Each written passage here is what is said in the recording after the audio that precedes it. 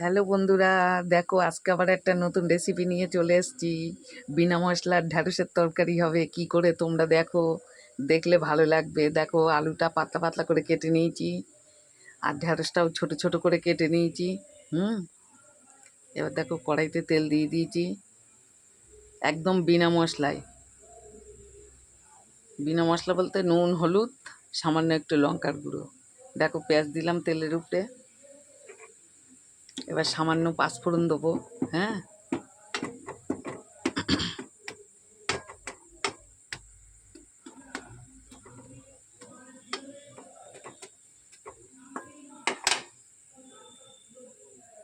পেঁয়াজটা ভাজা ভাজা হয়ে এসছে।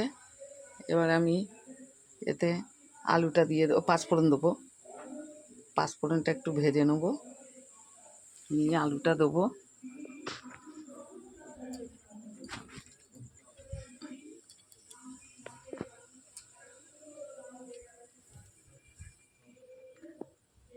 এবার আমি আলুটা দিয়ে দেবো। পাতলা পাতলা কাটা তো, তাও একটু আগে দিলাম। ঢ্যাঁড়সটা আমি ভাজবো না, ভাজলে ওর ভিটামিনটা চলে যাবে, বুঝলে তো। ওই নাড়াচাড়া করে নেবো।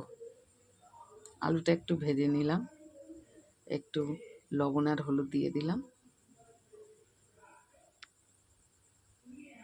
এমনি কোনো লঙ্কা দেবো না, গুঁড়ো লঙ্কা একটুখানি সামান্য দেবো, না কাঁচা লঙ্কা ঢ্যাঁড়স মনে করে খেয়ে নেবে আর ঝাল লেগে যাবে। খুব ভালো লেগেছে ঢ্যাঁড়সের তরকারি, আর এরকম এমন করে রান্না করবে তোমরা, খুব ভালো লাগবে।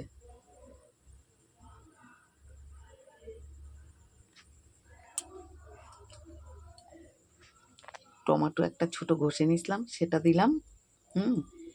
এইবার একটু নাড়াচাড়া করে নিই। তারপরে এবার ঢ্যাঁড়সটা দিয়ে দেবো, দিয়ে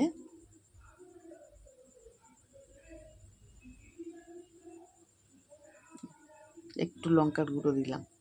কাঁচা লঙ্কা যেহেতু দেবো না, ওই জন্যে।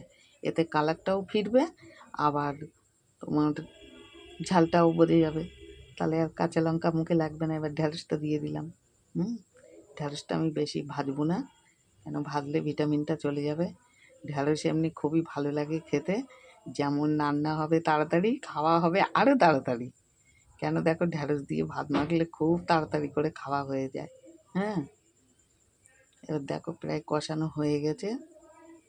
এবার আমার জল দেওয়ার সময় হয়ে আসছে, আমি একটু নাড়াচাড়া করে নিই, আর একটু নাড়াচাড়া দেবো।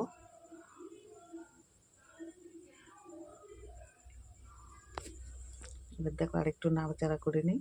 টমেটোটা যেহেতু দিয়েছি তো একটু কষিয়ে নিই।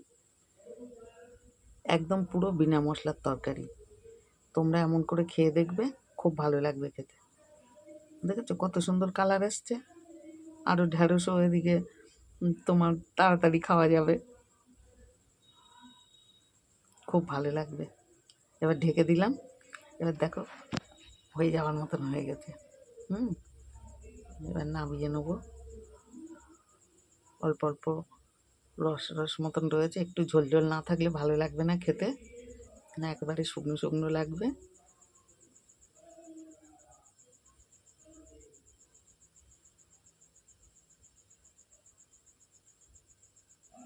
এবার দেখো আমি নামিয়ে নেবো। একটা সাদা জায়গা নিয়েছি, এতে আমি ঢেলে নেবো। দেখো কত সুন্দর হয়ে গেল। হ্যাঁ, পরের ভিডিওটা তোমরা আবার দেখবে, আর এই ভিডিওটা দেখে করে খেয়ে দেখবে, দেখে আমাকে জানাবে কেমন লাগলো। হ্যাঁ, আর দেখেই ভালো লাগছে। হ্যাঁ, তাহলে রাখলাম, টাটা। আবার পরের ভিডিও নিয়ে আসবো।